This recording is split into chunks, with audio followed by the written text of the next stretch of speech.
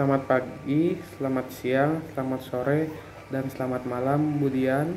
Saya Marcel Jericho dari kelas 11 IPA 1, nomor 21, ingin bacakan salah satu naskah monolog karya Putu Wijaya. Tua. Depanku berdiri seorang yang barangkali aku sudah kenal benar.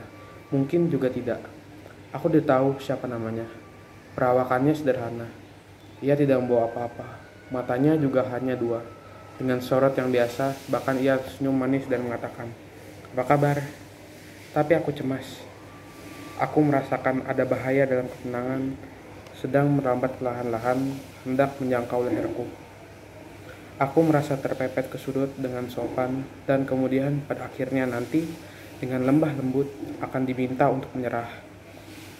Aku tidak siap untuk menyerah karena aku merasa masih perlu untuk menunjukkan kalau diberi kesempatan lebih lama mungkin aku sanggup bekerja lebih baik, termasuk memperbaiki kekeliruanku di masa yang lalu.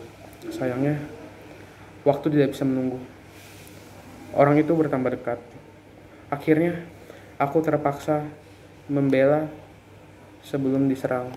Aku memanggil, "Ya Allah, apa yang harus aku ambil?" Di sana hanya ada sebuah kursi. Kursi itu terpaksa aku angkat. Kemudian aku lemparkan kursi itu ke arah orang itu. Kena, tepat. Muka langsung terluka, darah menetes dari dahinya masuk dalam matanya. Matanya itu terpejam, lalu darah tergelincir ke atas pipi bercampur dengan air mata. Tapi langkahnya tetap diayunkan menghampiriku. Aku jadi panik. Aku berteriak minta tolong. Panik ku gapai telepon untuk memanggil polisi. Tetapi ada orang bicara terus dalam telepon. Dengan dongkol, telepon itu aku lemparkan ke mukanya. Tepat mengenai hidung orang itu. Hidung itu luka. Darah menetes dari hidung masuk ke dalam mulutnya.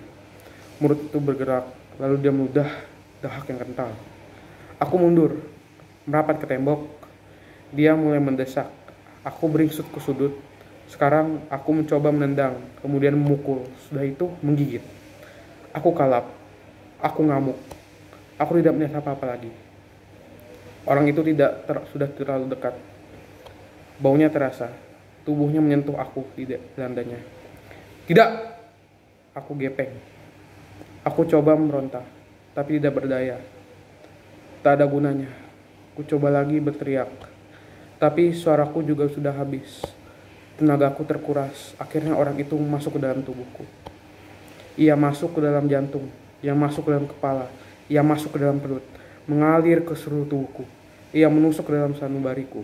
Dia menjadi sukmaku. Aku menjerit dan menting. Oh! Sekian bacaan monolog dari Putu Wijaya. Terima kasih.